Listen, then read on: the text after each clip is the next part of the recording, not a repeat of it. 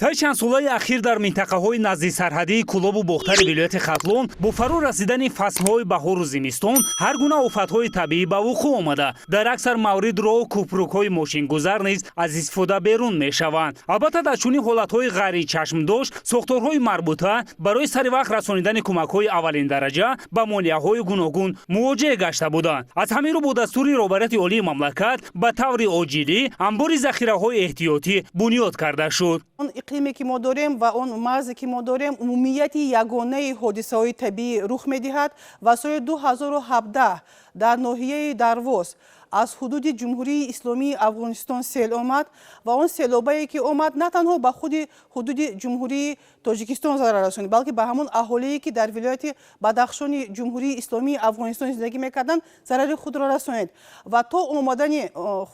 کمک از مرکز البته به یک دشواری ما دچار گشتیم و محض همین گونه حالت‌ها را به نوبت گرفته از جانب حکومت جمهوری تاجیکستان پیشنهاد گشت که مخصوصا همین گونه انبارها در ناحیه‌های نزدیک سرحدی ساخته شود تا اینکه همین گونه مشکلات را برطرف سازند. ساختمان انبار و دیگر انشاءات یاری رسان واقع در جماعت دیهات بوستانقلعه ناحیه کوشانیان هنوز سال 2018 شروع گردیده در مساحت 60 سوتیق زمین ساخته شده است. در مراسم رسمی افتتاح انشاءات حیاتاً مهم رئیس کمیته حالت‌های فوق‌العاده و مدافع گرجدنی نزد حکومت جمهوری تاجیکستان، سفیر فوق‌العاده و مختار ژاپن در جمهوری تاجیکستان، نماینده دائمی و هماهنگساز سازمان ملل متحد در جمهوری تاجیکستان، رئیس ناحیه و راهبران و نمایندگان یک قطار نمایندگی‌های دیپلماتی و سازمان‌های بین‌المللی اشتراک و سخنرانی نمودند. اطلاع داده شد که این تجربه بار نخست در حدود جمهوری در منطقه بختر تأسیس داده شده. با خرج 1,777,000 سومانی 63 نامگو موادهای غیر آذوقه خریداری و ذخیره گردیده است. امکانیت می‌دهد که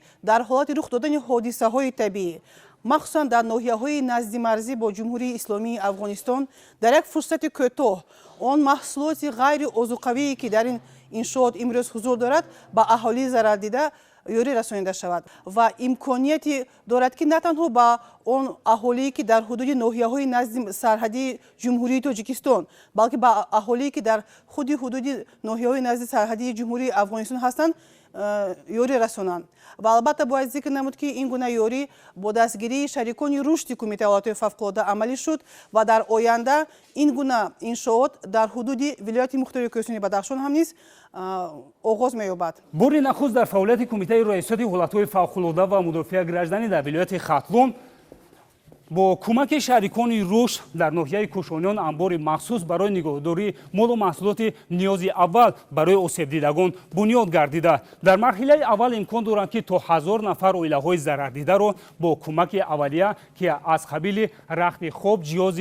روزگارداری و دستگاه‌های تامین کننده نیروی برق تامین نمایند. این امکان می‌دهد که در کوتاه‌ترین فرصت ساکنان ضرر دیده در شرایط بهتر حفظ و نگهداری شوند. ذکر رفت که بنیاد انبار ذخیره‌های احتیاطی در دایره همکاری‌های بین‌المللی وابسته به کاهش دادن خوف آفت‌های طبیعی و واکنش‌ها به آن طبق قراردادهای به تصویب رسیده میان کمیته حالت‌های فوق‌العاده و مدافع گرجدنی نزد حکومت جمهوری تاجیکستان و سفارت ژاپن در جمهوری تاجیکستان با صرف 300 میلیون سومانی بنیاد کرده شده. در روزهای تجدید از 30 سالگی استقلالیت دولتی همچون تحفه ارزشمند عنوان می‌شود. در خاتمه همچون رمز قدردانی برای همکاری های متقابلا سودمند به سفیر فوق‌العاده و مختار ژاپن در جمهوری تاجیکستان مدال همکاری تقدیم کرده شد.